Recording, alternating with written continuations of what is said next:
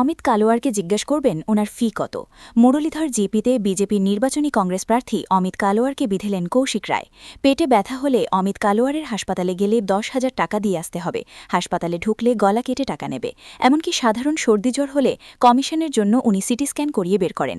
এভাবে কংগ্রেস প্রার্থী ড অমিত কালোয়ারের বিরুদ্ধে তোপ দাগলেন রাজ্যের বিজেপি সরকারের মন্ত্রী কৌশিক রায়।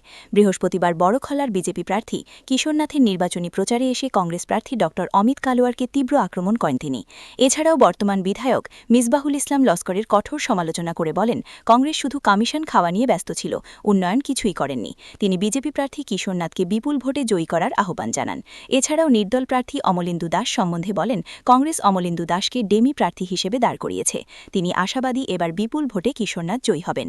এদিনে সভায় উপস্থিত ছিলেন বড়খলা মণ্ডল সভাপতি পিনাকক্রান্তি দাস, কাছাড় জেলা পরিষদ সভাপতি কঙ্কন নারায়ণ সিকিদার, জম্মু কাশ্মীরের বিধায়ক তথা বড়খলা বিজেপির প্রভারেশ ফুলবাসী দাস প্রমুখ।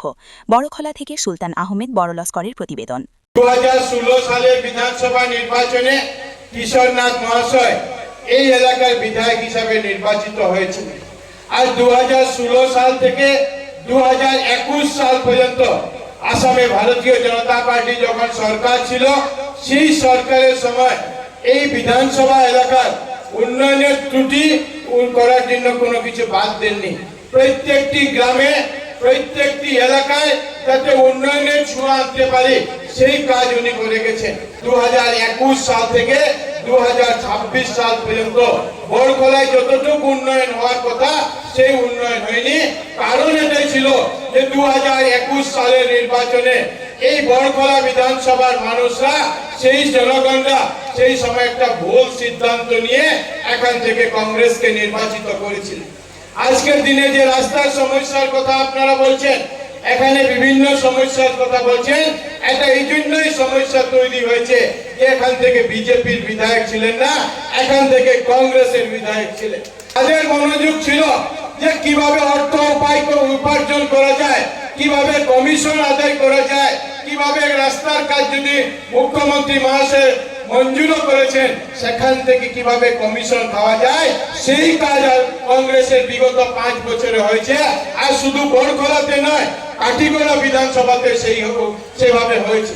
যে উন্নয়ন 2016 সাল থেকে 21 সালে কিশোরনাথ মহাশয়ের নেতৃত্বে বিধানসভাতে হয়েছিল, যে উন্নয়ন হয়েছিল বিগত 5 বছর কংগ্রেসের জন্য সেই উন্নয়ন থমকে গেছে, সেই উন্নয়ন আরো বিপরীতমুখী হয়েছে। আজকের দিনে আমরা লক্ষ্য করছি যে এখানে কংগ্রেসের দলের একজন প্রার্থী মনোনীত হয়েছেন, যিনি মনে করছেন, যিনি ওনার বক্তব্য শুনলে বোঝা যায় যে বড়খলায় মনে আজকের দিনে কংগ্রেসের বিধায়ক নেই।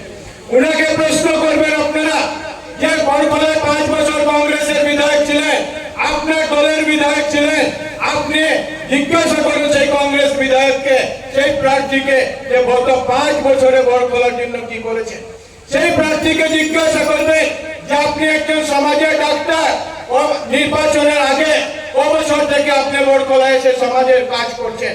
সমাজের কাজ নির্বাচন থেকে সমাজের কাজ হয়নি। সমাজের কাজ যদি করতে হয় মানুষকে শুরুয়াত থেকে সেই কাজ আমাদেরকে করে দিতে হবে। আমরা লক্ষ্য করেছি যে ডক্টর অমিত কালোয়ার কংগ্রেসের প্রার্থী হয়েছেন, আর কথাবার্তায় মনে হয় যে উনি প্রার্থী নয়, উনি হয়তো বড় বিধায়ক হয়ে গেছেন। মানুষের কাছে নম্রতার সঙ্গে যেতে হয়। আমাদের সরকার আছে, 10 বছর থেকে আমাদের সরকার আছে। আমরা মানুষের কাছে ভোট জোর করে নিতে আসিনি। আমরা মানুষের কাছে নম্রতার সঙ্গে আবেদন করার জন্য এসেছি যে ভারতীয় জনতা পার্টিকে ভোট দেন। আর ভারতীয় জনতা পার্টিকে ভোট দিলে আমরা যে উন্নয়ন আসামে হচ্ছে, যে উন্নয়ন আমরা গত 5 বছরে আমরা বড়খলাতে করতে পারিনি, এখানে বিজেপির বিধায়ক না থাকায় সেটার যাতে পুনরাবৃত্তি না হয়।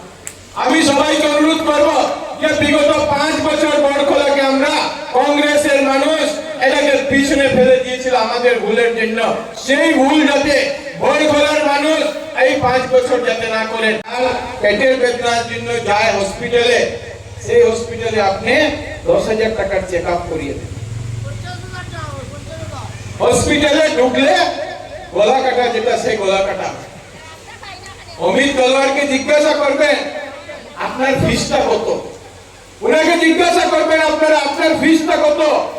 আর সাধারণ জ্বর সর্দি নিয়ে গেলেও উনি সিটি স্ক্যান পর্যন্ত করিয়ে বের করে যাতে অর্থ উপার্জন করা যায়। এরকম মানুষকে দিয়ে সমাজের কাজ হবে না।